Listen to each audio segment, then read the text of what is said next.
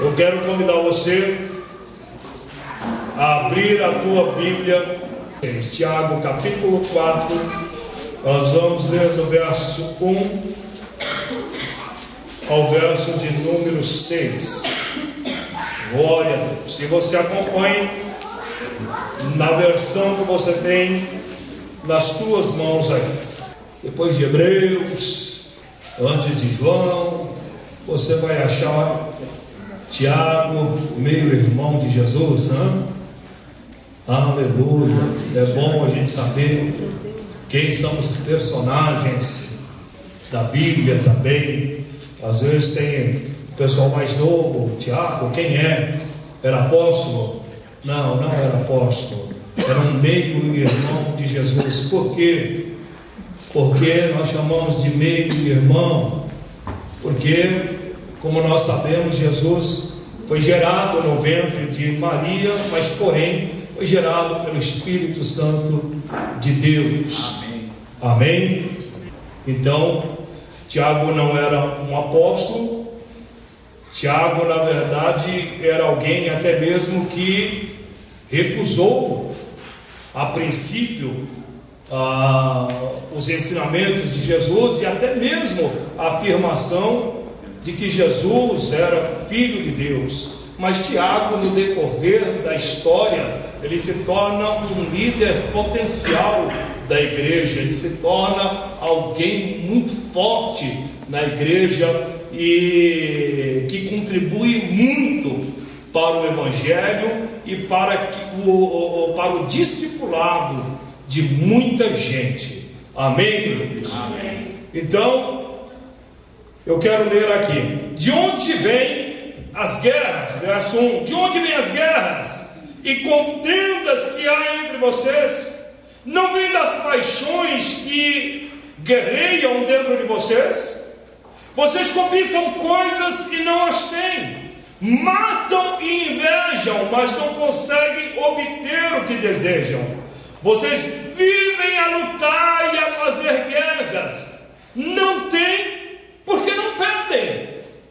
Quando pedem, não recebem, pois pedem por motivos errados, para gastar em seus prazeres.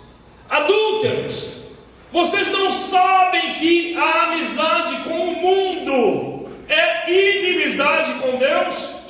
Quem quer ser amigo do mundo, faça inimigo de Deus. Ou vocês acham que é sem razão que a Escritura diz que o Espírito que Ele fez habitar em nós tem fortes ciúmes? Mas Ele nos concede graça maior. Por isso diz as Escrituras: Deus se opõe aos orgulhosos, mas concede graça aos humildes. Amém, queridos? Amém. Aleluia. Amado, Tiago afirma nesse capítulo que é impossível ser amigo de Deus e do mundo. Ou seja, é impossível eu, estando no mundo, não me dispor com Deus, e vice-versa. É impossível eu, estando em Cristo, e não me dispor com o mundo. Não dá para me viver bem com os dois. É impossível que eu tenha uma vivência boa e ampla com os dois. Ou eu vou ser amigo de um ou amigo de outro. Mas é impossível que eu seja amigo do mundo e amigo de Deus também. Porque os objetivos são contrários. Os caminhos são contrários. O mundo certamente vai te levar para o caminho a qual Deus não deseja para a tua vida. E certamente Deus quer te levar para um caminho a qual o mundo não quer para você. Você está entendendo? Amém. É mais ou menos aquela coisinha que quando a gente, não é simplesmente quando a gente se converte. Às vezes dura um tempo isso. Vai chegando aquela galerinha que quer te tirar, não é? Você se converte e vai chegando aquela galerinha que faz parte, ou que fazia parte da sua turma, ou da sua turminha, ou do seu meio, né? E eles querem te puxar de todo jeito. Você ficou louco? O que é isso? Agora você está bitolado, mas que... não. Vai me dizer que agora você vai dar o seu dinheiro na igreja. Não é assim? Vai me dizer que agora você está fazendo... não. Agora você vai sustentar o pastor. Mas agora você... Então há uma série de coisas que é lançado para te arrancar desse caminho. E às vezes a gente não quer ser, a gente fala, não, eu vou ganhar ele para Jesus também, e vou, e não sei o que, e tal, e quer participar de algumas coisas, ou fazer aquela política, né? Esse politiqueiro, eu vou estar bem aqui, eu vou estar bem ali também. Mas o livro de Tiago nos afirma que é impossível isso. É impossível eu estar bem lá e estar bem aqui. É impossível eu ficar fazendo esse tipo de média, querido. Não, eu estando em Cristo, certamente eu vou me indispor com o mundo, até porque a palavra de Deus, ela nos diz que em Cristo nós somos nova criatura.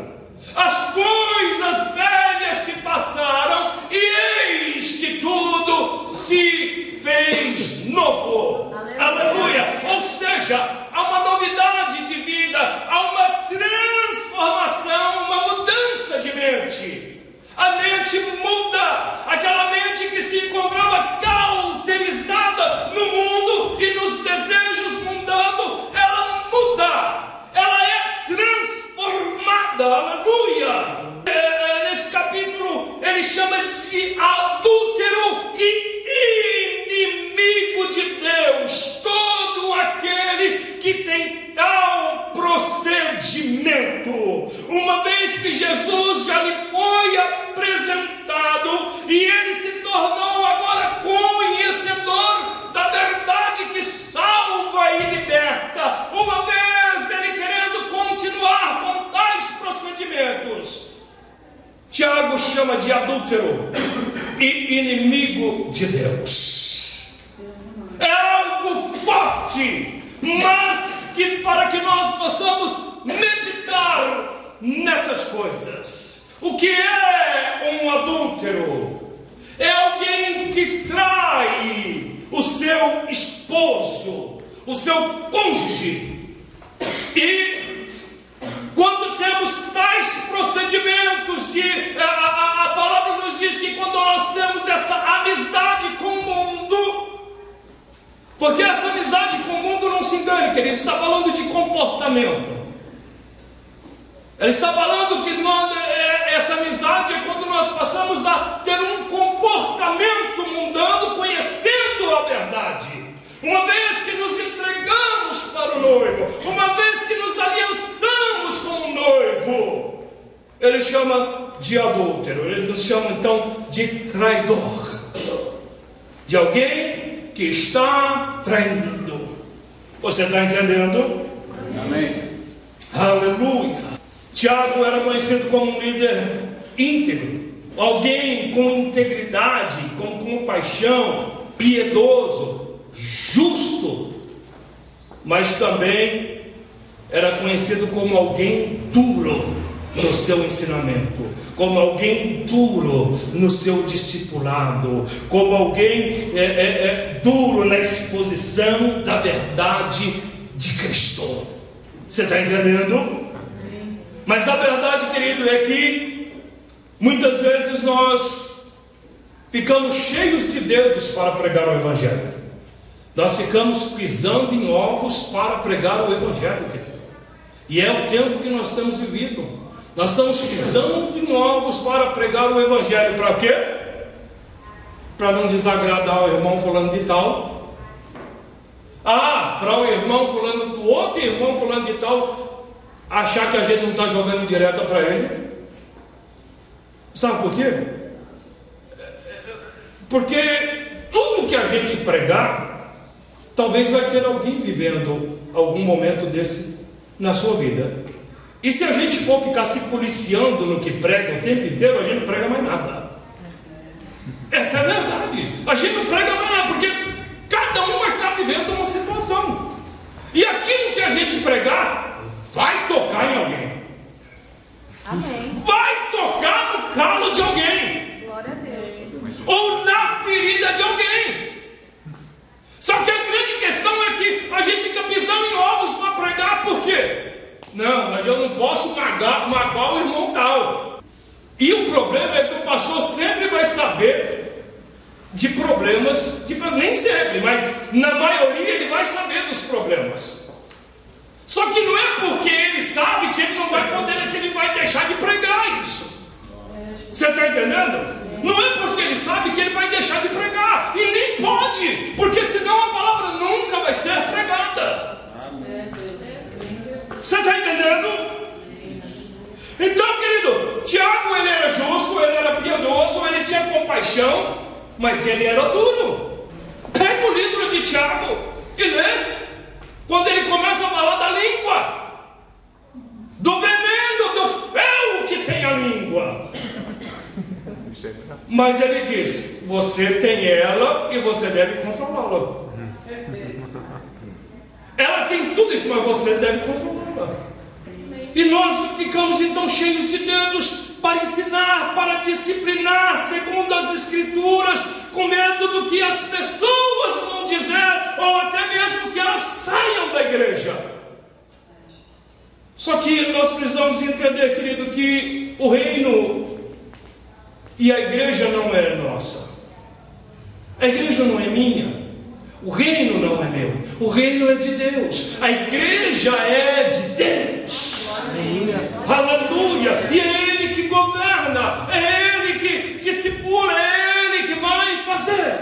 Mas o problema é que muitas vezes nós queremos construir o nosso reino, a nossa igreja. Então, no meu reino e na minha igreja, eu tenho que andar cheio de dedos. Por quê? Porque eu não quero que as pessoas saiam. Mas será que Jesus está tão preocupado igual eu? Porque no meu reino eu fico, não, eu vou aqui porque eu não posso mexer ali, eu não posso tocar ali, eu não posso disciplinar aqui, eu não posso discipular ali, porque senão eu vou perder pessoas. Querido, mas não é a gente que perde pessoas, é as pessoas que se perdem. Será que Jesus não quer que preguemos a verdade? Será que Jesus não quer que preguemos como se deve? Ou que a exposição da verdade ela seja realmente trazida para que haja então cura, para que haja então tratamento. Aleluia. Aleluia. Nem todo mundo que está aqui quer escutar a mesma coisa. Talvez um chegue, eu queria escutar isso, o outro chegue, eu queria escutar outra coisa. É que nem louvor, vai ministrar o louvor, todo mundo quer ouvir, de repente todo mundo chega aqui, eu queria que eles cantassem tal louvor. E o outro fala, e já pensou se fosse fazer a vontade de todo mundo? Ia começar uma briga pelos louvores porque os irmãos da antiga vai chegar e falar, não, eu quero ouvir.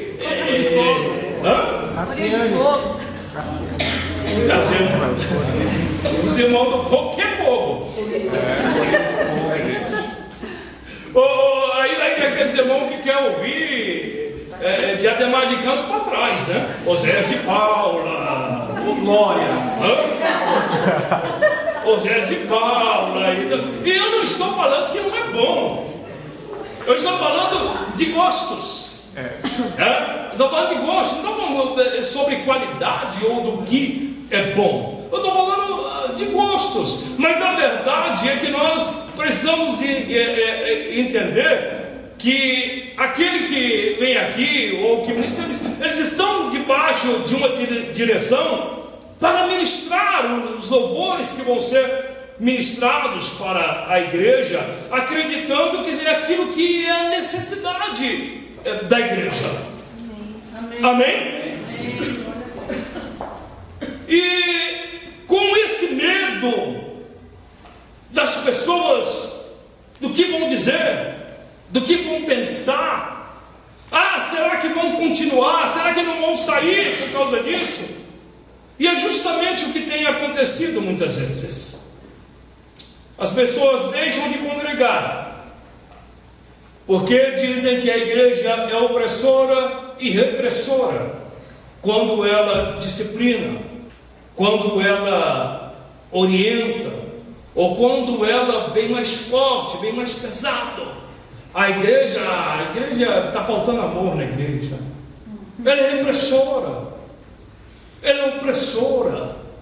Deixa eu só dar um exemplo para você aqui. O camarada se converte, ele passa a ser membro de uma igreja, de uma comunidade, ele tem mudança no seu caráter, ele reconstrói o seu casamento falido, ou até mesmo casa, né? O cara é incasável no mundo, aí chega na igreja, casa, né?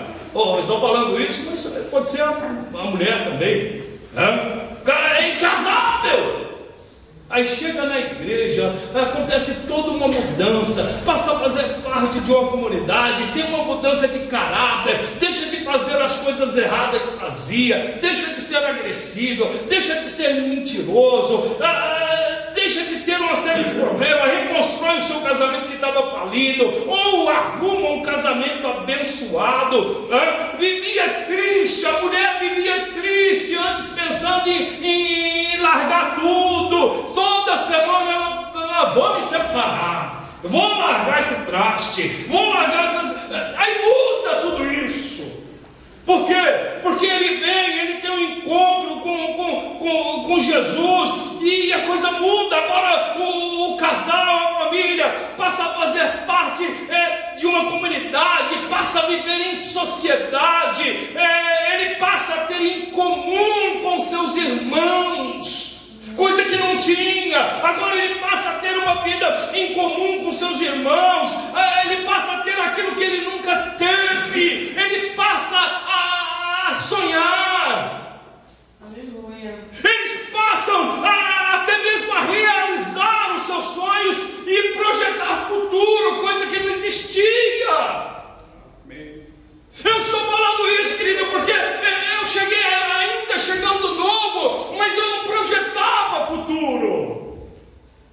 E tudo começou a se construir dentro de um ambiente, tudo começou a se construir dentro das ministrações que eu recebia sobre a minha vida, porque eu cheguei muito desacreditado de tudo e de todas as coisas, até mesmo do momento que eu vivia. Sabe o cara que chega, ele tinha tudo, de repente ele perde tudo, até a sua dignidade. Foi assim que eu cheguei. Até a dignidade havia perdido. O camarada que tinha tudo, tinha casa, tinha carro, tinha um belo emprego, e agora chega sem casas, com o carro indo embora e sem emprego. Então é assim. Só que Deus tinha um trabalhar. E eu fiquei mais um bom tempo sem trabalhar. Mas deu tempo de eu fazer muito jejum, deu tempo de eu orar muito, deu tempo de eu orar muita tarde, deu tempo de eu fazer muita coisa, de fazer muita campanha. Você está entendendo? E conhecendo, e sendo ministrado, sendo discipulado, e não pensa não, querido, ninguém passava a mão na cabeça não, só vinha, a foice só passando o tempo inteiro, a foice era passando o tempo inteiro, eu saía até torto, saía da igreja até torto, Jesus, que negócio, a foice vinha o tempo inteiro, ninguém alisava não. Parece que era um teste. Vamos ver quem que é esse camarada mesmo, se ele está aqui para algo, ou se é para ir embora logo e tal. Então, querido, não tinha negócio de avisar. O negócio vinha quebrando o tempo todo.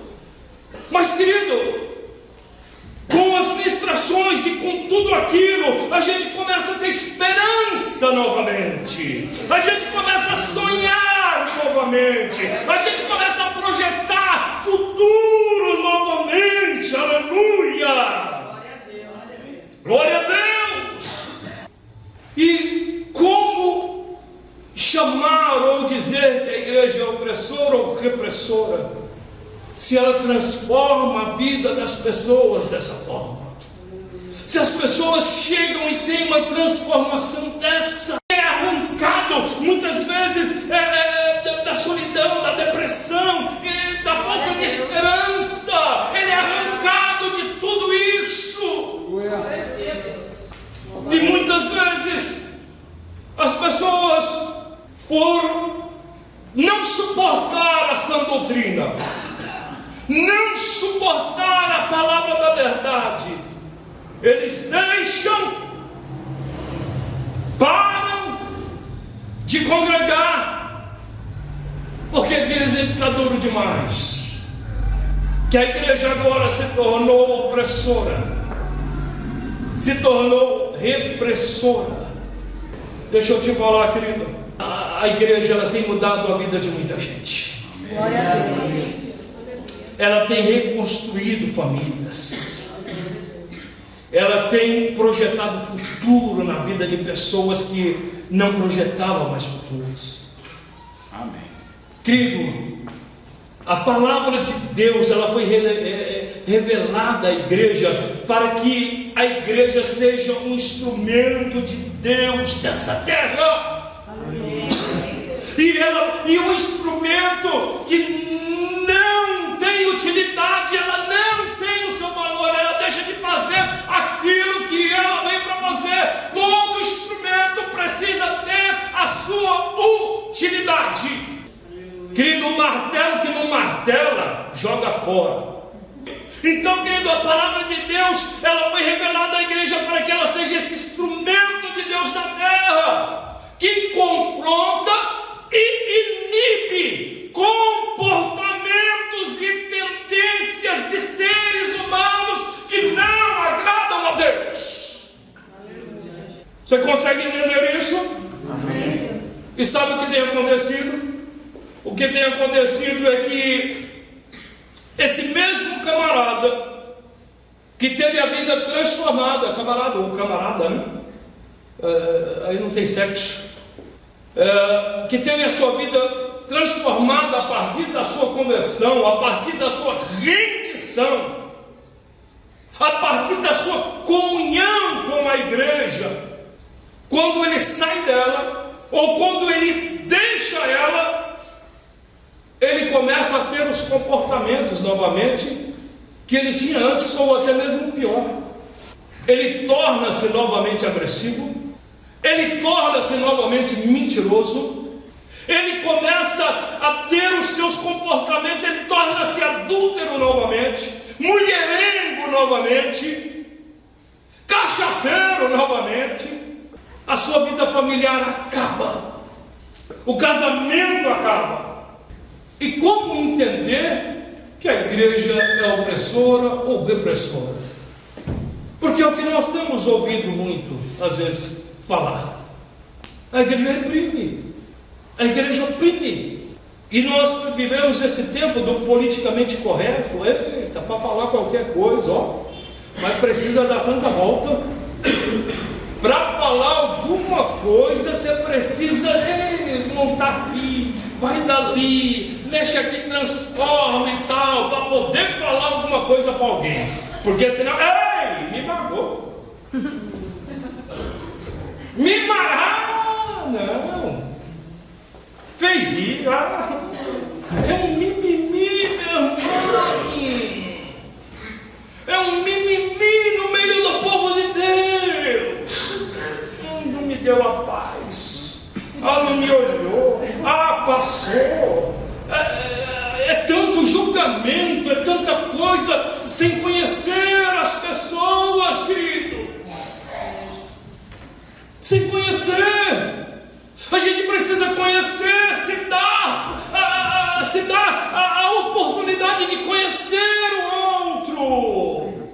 de conhecer o próximo, para entendê-lo, para poder ver se é isso realmente. Você está entendendo? Você está conseguindo entender? Então, querido, nós precisamos parar com essa coisa, tanta política, para poder ministrar algo, para poder disciplinar alguém. Se for para falar uma coisa, às vezes simples para alguém, para falar assim: meu irmão, é melhor não fazer isso. Você precisa pensar, escrever, fazer um livro, resumir o livro, interpretar o livro, para poder tirar uma frase ali, para poder falar para o irmão que não machuque ele. As pessoas estão se machucando muito fáceis. E eu falei: Jesus, será que o Senhor trataria dessa forma as pessoas?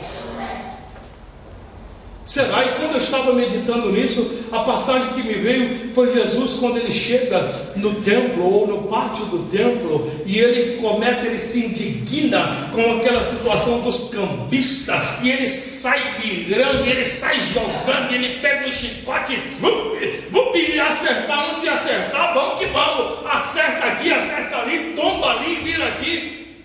Eita, que falta de amor do mestre! Como que aquele povo vai se converter desse jeito? Você está entendendo, querido? Amém. E aí, nós ficamos olhando, querido, Deus te chamou para suportar a palavra dEle, para suportar a disciplina dEle, para suportar o ensino que vem dEle, aleluia, porque Ele quer ver o seu melhor, Ele quer te forjar, aleluia.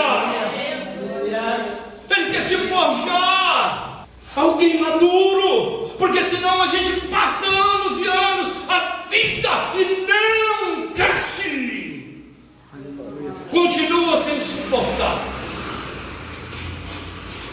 Amados, a verdade é que quem quiser ser amante do mundo automaticamente se torna inimigo de Deus. E se tem um lugar que eu vou aprender algo, se tem um lugar que eu vou ser discipulado em algo, é quando nós nos reunimos aqui com pessoas e aprendemos com pessoas. Porque o grande problema é assim: começou a ter uma coisa aqui, quer saber de uma coisa? Eu quero sair disso aqui, eu quero sair de perto desses pessoal que está me fazendo mal. Não, querido, vai te fazer bem, porque você cresce.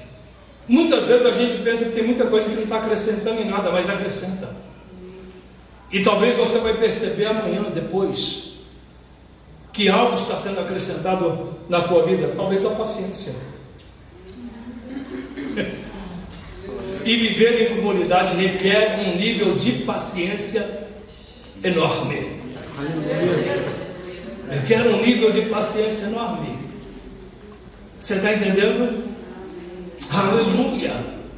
Então Deus está trabalhando essas coisas nas nossas vidas.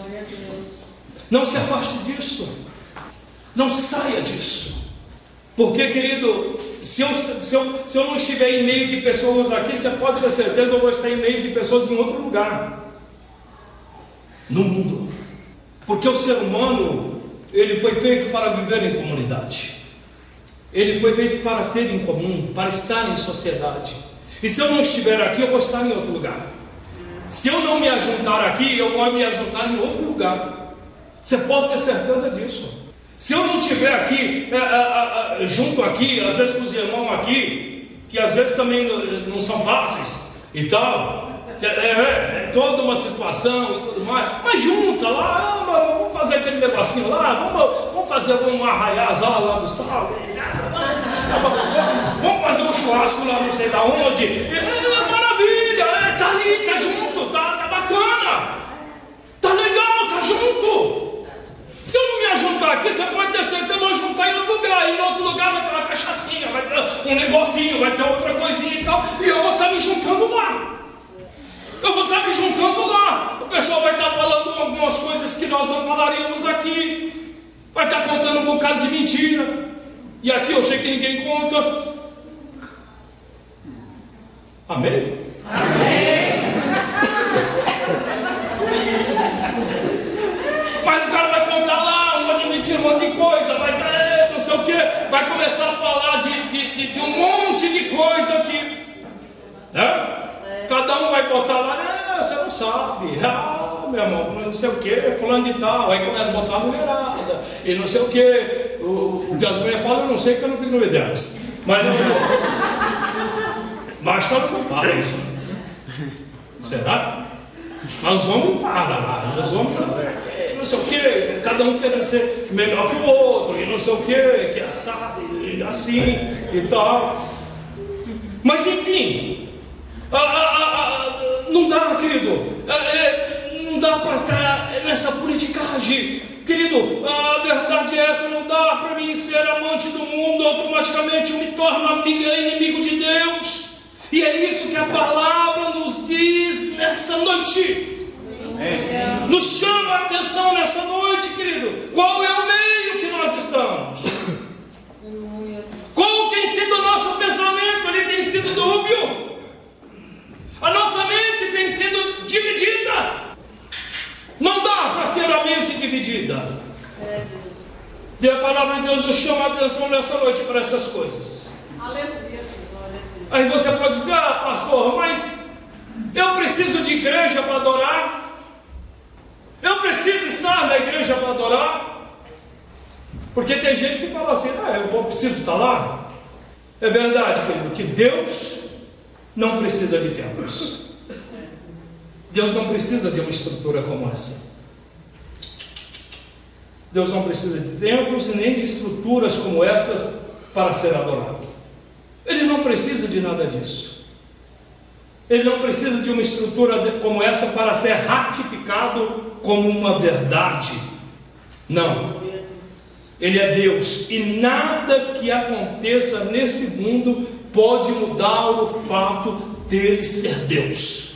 Amém. Ele não muda, ele é imutável, ele não precisa de templos, ele não precisa de estruturas como essa para ser adorado ou ratificado como verdade.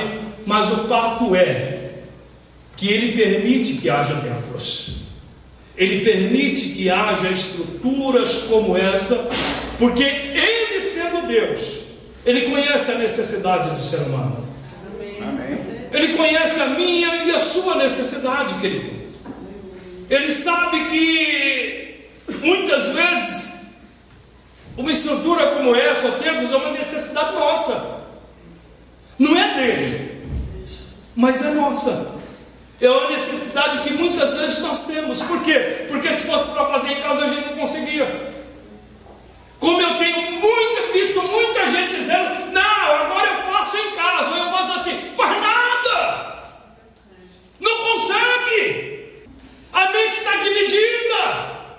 Ele não consegue se separar. Ele deixou de se reunir aqui, mas com certeza ele está se reunindo em outros lugares, com outras pessoas que têm outros pensamentos. E a verdade é essa, querido: eu vou me tornando igual. Eu vou me tornando igual